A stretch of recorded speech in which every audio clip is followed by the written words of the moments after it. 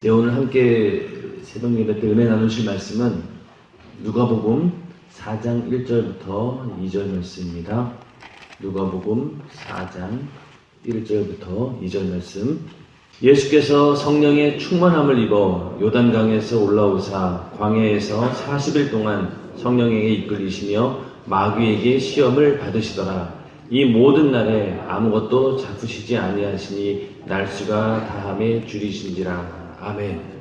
예, 누가복음 3장의 이제 족보 이야기가 끝나고 이제 예수님께서 더 본격적으로 공생애를 시작하는 그런 장면인데, 예수님께서 침례를 받으시고 또 성령을 받으시는 순간부터 메시아로서 또 인류를 구원할 구원자로서 하나님의 아들로서의 그런 사역이 본격적으로 시작이 됩니다. 침례도 받으시고 성령도 받으신 다음에 또 한 가지 관문이 있었는데, 그것이 바로 시험을 받는 그런 장면입니다. 누가복음 4장 1절부터 13절까지가 이제 예수님께서 시험 받는 그런 장면이 나오는데, 왜 예수님께서 하나님의 아들이시고 또 그분은 또 하나님의 본체이신데 하나님과 동일한 그런 분이신데 어떻게 마귀에게 시험을 받을 수 있을까라고 얘기할 수 있겠지만은, 성경을 가만히 읽어보면은 성령에게 이끌리시며, 1장에서도 광야에서 40일 동안 성령에게 이끌리시며 마귀에게 시험을 받으시더라.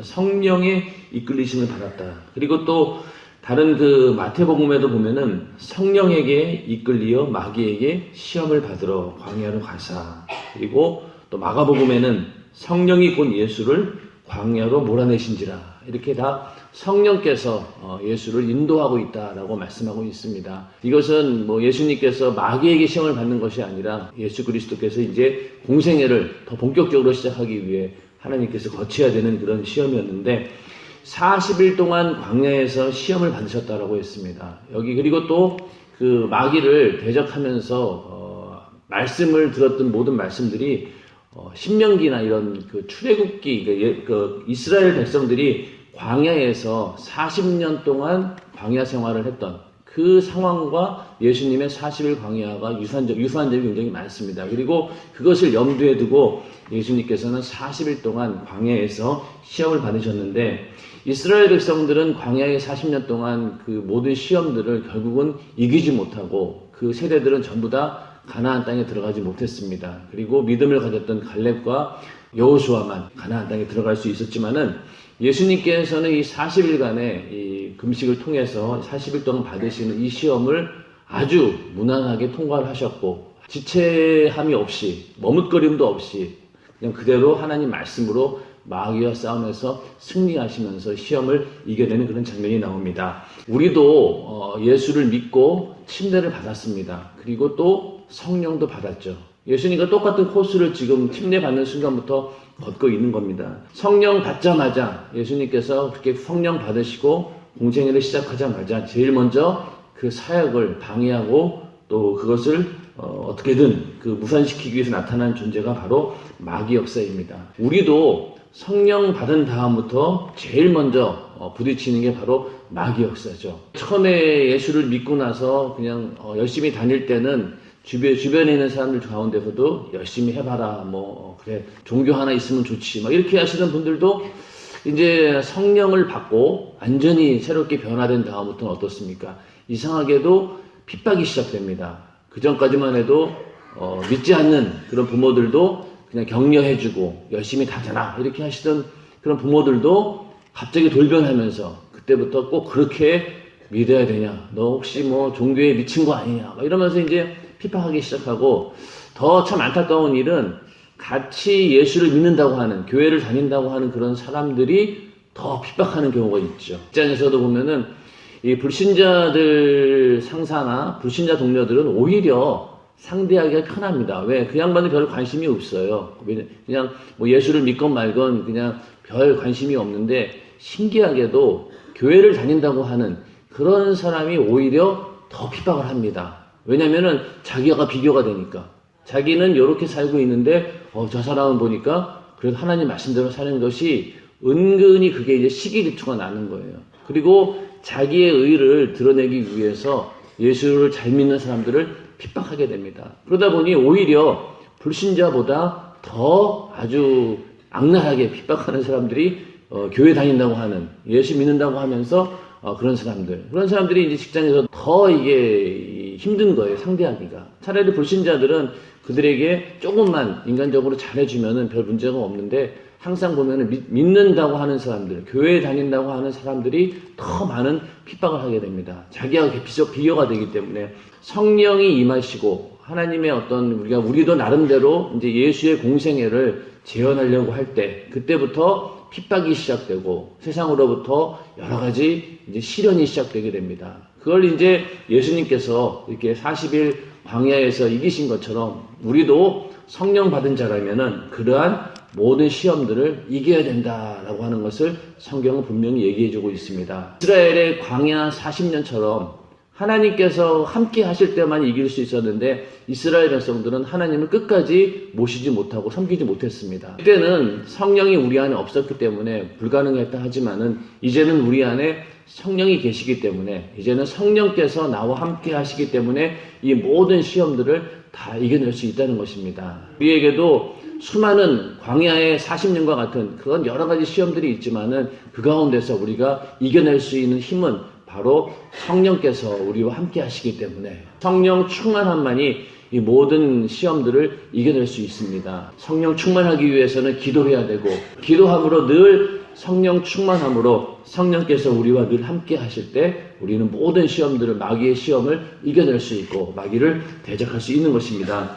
성경에서는 마귀를 참소하는 자라고 얘기하고 또 시험하는 자라고도 얘기를 합니다. 예수님께서 이 침례 받으시고 성령 받으시고 그리고 이렇게 40일 동안 시험 받는 것은 이제 예수님께서 인류를 구원하는 그 메시아로서, 구원주로서 마지막 어떤 준비 단계이고, 또 한편으로는 이제부터 본격적으로 이 악한 사단 마귀 귀신과의 영적인 전쟁이 시작되었다. 그래서 창세기 3장 15절에 사단은 예수의 발꿈치를 상하게 할 것이고, 그러나 예수께서는 그 사단의 머리를 부숴버릴 것이다, 파괴시킬 것이다라는 그 예언의 말씀이 본격적으로 이제 예수님께서 성령에 이끌려 광야에서 시험 당하면서부터 이런 마귀와의 어떤 영적 전쟁이 시작되고 있음을 보여주고 있는 겁니다. 예수님이 탄생하실 때부터 물론 계속해서 마귀는 역사했지만 이제 본격적으로 영적인 전쟁이 벌어진다. 결국 이 얘기는 우리도 마찬가지로 예수 믿고 성령 받게 되면은 그때부터 본격적으로 영적인 전쟁이 시작되는 것이죠.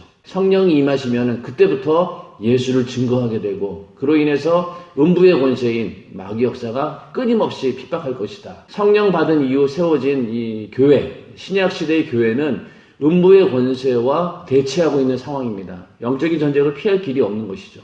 이 마귀 역사는 끊임없이 교회를 공격하고 또 핍박하고, 또 교회의 구성원인 성도들을 어떻게든 음부의 권세 아래 다시 끌고 가려고 하고, 그러다 보니 많은 시험들을 받게 됩니다. 그러나 그런 모든 시험들을 우리가 이길 수 있는 것, 아까 말씀드린 것처럼 성령 충만할 때, 성령께서 우리와 함께 하실 때 그 모든 것들을 능히 이길 수 있습니다. 우리가 이제 이 시험이라고 하는 말이 성경에 이제 많이 나오는데 이게 좀 이게 헷갈려요. 왜냐면은 어떤 성경에 보면은 하나님께서는 절대 우리를 시험하지 않으신다라고 해놓고, 또 어디 또 구약 성경 같은 데 보면은 하나님께서는 또 인간을 이렇게 시험하는 그런 장면들이 나오고 그러는데, 문제는 이 시험이라는 말이 약간 의미도 다른데 우리나라 그 개역 성경에서는 똑같은 단어로 그냥 번역해버린 거예요. 엄밀히 따지면은 두 가지 종류의 시험이 있습니다. 하나의 시험은 우리가 잘 알고 있는 사단 마귀 역사가 우리를 시험하는 경우, 그 경우가 제일 많죠. 근데 이것을 시험이라고 하기보다는 어떻게 보면은 미혹일 수도 있고요, 유혹일 수도 있고, 그래서 이걸 영어로 말하면은 템테이션이라고 합니다. 이 시험은 시험인데 죄를 짓게 해서 우리 인간들로 하여금 죄를 짓도록 유혹하는 것, 그렇게 해서 하나님과의 관계를 이간시키고 또 인간과의 관계를 죄를 짓게 만들어서 이간시키는 것, 이게 이제 마귀가 하는 일인데 이것을 이제 유혹이라고 얘기를 합니다. 또 한 가지 시험은 이제 우리가 잘 알고 있는 것처럼 하나님께서 우리를 시험하신다라고 하는데, 여기서 말하는 시험은 엄밀히 말하면 테스트 이런 겁니다. 그래서 굳이 한국말로 번역한다면은 시련이라든가, 또 성경에는 이것을 불시험이라고 얘기하죠. 그러니까 우리가 마치 용광로에 들어가서 그 쇠가 단단해지는, 연단하는 그런 과정을 통한다 그래서 불시험이다 이렇게 얘기를 하고, 또 고난이라고도 얘기를 합니다. 중요한 건 뭐냐면은 하나님께서는 절대로 마귀가 시험하는 것처럼 우리를 죄짓게 하거나 그로 인해서 우리를 죄를 짓게 만들어서 유혹하는 이 일은 하나님께서는 절대 하지 않으십니다. 그거는 인정하셔야 돼요. 그러니까 우리가 시험이라고 하는 것을 아까 말씀드린 두 개를 잘 구분해야 됩니다. 마귀가 주는 시험이 있고 하나님께서 우리에게 주는 시험이 있는데, 마귀가 주는 시험은 우리를 죄를 짓게 해서 우리를 미혹하고 유혹하는 것이고, 하나님께서 우리에게 주시는 시험은 우리를 불시험을 통과케 해서 믿음을 더 연단시키고 하나님의 자녀로서 만들어 가기 위한 그런 과정을 위해서 하나님께서 선택하신 그런 훈련 방법이 바로 이 시험입니다. 우리가 이 시험이 올 때 이것이 마귀에게 오는 것이냐, 또 아니면 하나님께서 나를 연단하기 위해서 오는 것이냐, 이런 것들을 잘 구분을 해야 되는데, 야고보서 1장 13절에서 15절을 한번 보도록 하겠습니다. 야고보서 1장 13절에서 15절 말씀. 이게 시험에 대해서 이해할 수 있는 성경의 가장 확실한 근거이기 때문에 한번 여러분들 눈으로 직접 확인을 해보고, 이게 바로 이 의미에서 하나님께서 시험하지 않는다라는 그런 의미인데, 자, 한번 다 같이 읽어보도록 하겠습니다. 시작.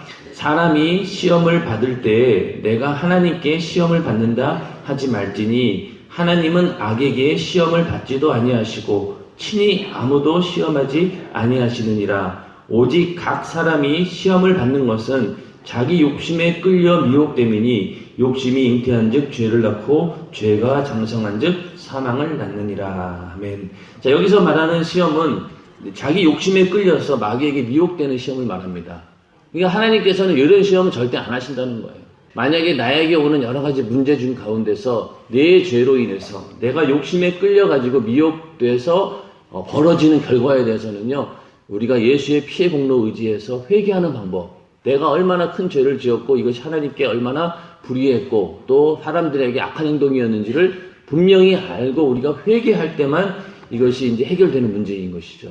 하나님께서는 절대로 우리를 시험하지 않는다. 그 얘기는 결국 뭐냐면은 하나님께서는 죄를 짓게 해서 우리를 유혹하지 않으신다라는 그런 내용입니다. 반대로 인간이 하나님을 시험하기도 합니다. 신명기 6장 16절에 보면은 너희 하나님 여호와를 시험하지 말고, 이스라엘 백성들이 끊임없이 하나님을 시험했다는 거예요. 결국 이 인간이 하나님을 시험한다는 것은 어디에서 오는 거겠습니까? 먼저 인간이 마귀로부터 유혹당해가지고 시험 들어있기 때문에 그 시험 든 모습이 그대로 하나님을 향해서 분출이 되는 겁니다. 마귀에게 유혹당해서 시험 들려 있기 때문에 하나님까지도 시험하게 되는, 그래서 하나님을 근심하게 만들고 하나님께 불순종하게 만들고 더 나아가서 하나님을 대적하게 만드는, 출애굽기 17장 2절에서도 모세를 향해서 이스라엘 백성들이 원망을 하는 거예요. 물이 없으니까 물 달라고. 그러면서 끊임없이 막 모세를 비난하면서, 그러다 보니 모세가 하는 얘기가 너희가 어찌하여 나와 다투려고 하느냐, 너희가 어찌하여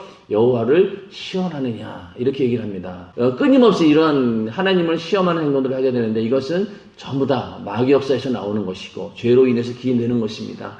신명기 8장 2절 한번 보겠습니다. 신명기 8장 2절.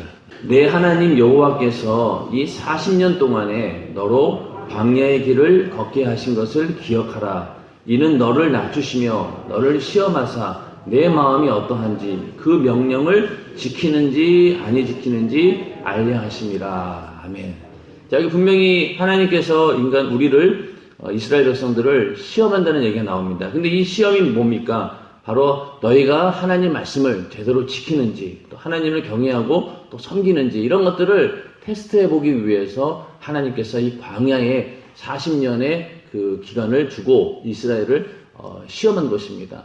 결국은 이스라엘 백성들이 그 시험에 통과하지 못했어요. 하여튼 이렇게 하나님께서 시험하시는 것은 우리가 정말 하나님 말씀대로 뜻대로 살기를 원하시는 그 사랑하는 마음으로 시험을 주십니다. 하나님께서 이런 주시는 이 시험을 고린도전서 10장 13절에 보면은 또 어떤 얘기가 나오냐면은, 사람이 감당할 시험밖에는 너희에게 당한 것이 없나니 오직 하나님은 미쁘사 너희가 감당치 못할 시험 당함을 허락지 아니하시고 시험 당할 즈음에 또한 피할 길을 내사 너희로 능히 감당하게 하시느니라. 또 이렇게 말씀하셨어요. 그러니까 하나님이 주시는 시험은 그것을 감당치 못하는 시험이 아니라는 거죠. 능히 이겨낼 수 있는 시험이고 감당할 수 있도록 우리에게 힘을 주시는 그런 시험입니다. 우리가 문제가 생기고 어려운 일이 부딪힐 때마다 이것이 만약에 하나님께서 나를 더 연단하기 위해서 주는 그런 시험이다라고 했을 때는 그것을 이겨내기 위해서는 끝까지 하나님을 신뢰해야 됩니다. 하나님께서 분명히 말씀하시기를 감당치 못한 시험 당함을 허락지 않는다라고 말씀하셨기 때문에 우리에게 주어진 여러 가지 시련과 고난과 어려운 문제들, 어떤 경우에는 그 서머나 교회의 그런 핍박처럼 많은 사람들이 죽음을 당하는 순교의 어떤 그런 무서운 칼날이 우리 목에 온다 하더라도 하나님께서는 그 시험을 능히 이겨낼 수 있는 길을 열어주신다는 거죠. 아무리 육신으로 봤을 때는 두려운 일이지만은 그러나 하나님께서는 그런 것들을 능히 이길 수 있는 힘을 주신다. 그렇게 해서 절대로 그 시험 가운데서 망하는 것을 허락지 않으신다는 얘기입니다. 그러나 만약에 내가 죄로 인해서 오는 시험이라고 하면은 그것을 끝까지 이기지 못한다라고 했을 때 우리는 그 죄로 인해서 오는 그 사망, 지옥을 피할 길이 없기 때문에 우리는 이것을 잘 구분해야 된다는 얘기입니다. 하나님이 주시는 어떤 시험, 또 마귀가 주는 이런 유혹, 이런 모든 것들이 항상 결론적으로 우리가 닥쳤을 때는 어떤 상황이 되냐면은 신앙의 위기가 오는 것이죠. 그래서 하나님이 주시는 시험도 마찬가지로 이게 감당하기가 너무 힘든 거예요. 여러분들 핍박이나 여러 가지 또 예수 믿는다고 당하는 수많은 시련과 어려움들, 그것을 육신으로 감당하기에는 너무나 힘이 듭니다. 또 아마 지금 오늘도 여기 앉아 계신 많은 성도님들이 머릿속에는 이렇게 말씀을 듣고 있지만은 머릿속에는 온통 그 문제 때문에 고민하고 기도할 때마다 오직 그거 가지고 그냥 기도하시는 분들이 굉장히 많죠. 다 그럴 거예요. 다 그럴 겁니다. 그러나 지금 당장은, 지금 봤을 때는 이것이 도저히 앞이 보이지 않고 이게 해결 방법도 없는 것처럼 보이고, 그런데 세월이 지나고요, 시간이 지나고 끝까지 인내하다 보면은요, 나중 가면요, 이게 어느 순간에 다 없어졌어요. 이 문제들이. 문제가 없어지는 경우도 있지만, 제가 자주 말씀을 드리지만은 어떤 경우에는 문제를 넉넉하게 이겨낼 수 있는 그런 능력이 생긴다는 얘기죠. 그렇기 때문에 문제가 있을 때 첫 번째는 하나님께서 그 문제를 깨끗하게 해결해 줌으로 인해서 문제가 해결되는 경우가 있고, 또 한 가지는 그 모든 어려운 문제들을 내가 능히 지고 나갈 수 있는 힘이 생기는 것. 이것도 하나님이 주시는 능력입니다. 그렇기 때문에 어떤 경우에 우리가 살면서 보면은요, 1번, 첫 번째보다는 두 번째가 더 많은 것 같아요. 그러니까, 이렇게 예수 믿고 신앙생활 열심히 하다 보면은, 더 힘든 일들이 더 많이 생깁니다. 요만큼 시험을 이기면은 또 그 다음에는 더 큰 이제 또 시험이 다가옵니다. 그러면 그것들을 이제 이겨낸 경험이 있으니까 또 이겨내는 거죠. 그러다 보면은 점점 이 믿음이 강해집니다. 내성이 강해져가지고 예전에는 그런 문제 가지고 막 두려워하고 어떨 줄을 몰라 했는데 세월이 지나다 보니까 그런 것쯤은 그냥 넉넉하게 아무 거부감 없이 그냥 넉넉히 이기는 경우가 있습니다. 하나님께서는 우리에게 주시는 시험을 통해서 더 믿음을 견고케 하시고 더 하나님을 의지하게 만드는 것. 이게 이제 하나님께서 우리를 시험하시는 일인데, 우리 인간은요, 언제든지 모든 문제의 원인을 다른 곳에서 찾으려고 합니다. 그러니까 나한테서 문제를 찾는 게 아니라 대부분 보면은요, 어떤 문제가 생기면은 이게 나에게 왜 이런 문제가 생겼지? 주변을 먼저 돌아봐요. 이게 누구 때문에 그런 건 아닌가? 또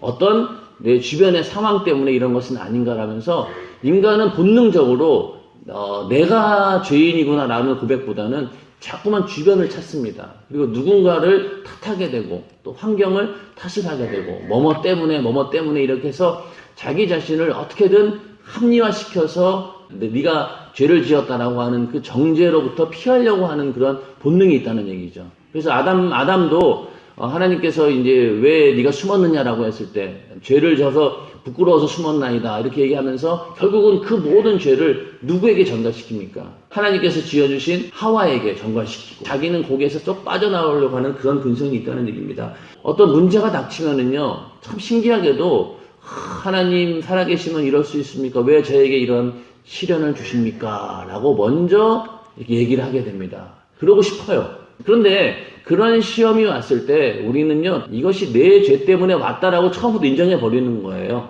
그것이 실제는 아니진 간에 어떠한 조금이라도 인간은 죄를 벗어날 길이 없기 때문에 분명히 나에게 문제가 있다는 것이죠. 그래서 내가 그 시련을 통해서 어떤 시험을 통해서 먼저는 내 안에 있는 죄를 발견하고 하나님 앞에 무릎 꿇고 회개하고 나가는 것. 이게 굉장히 중요한 자세입니다. 그런데 참 교만한 사람들은요, 그걸 안 하려고 해요. 모든 문제의 원인을 남 탓으로 합니다.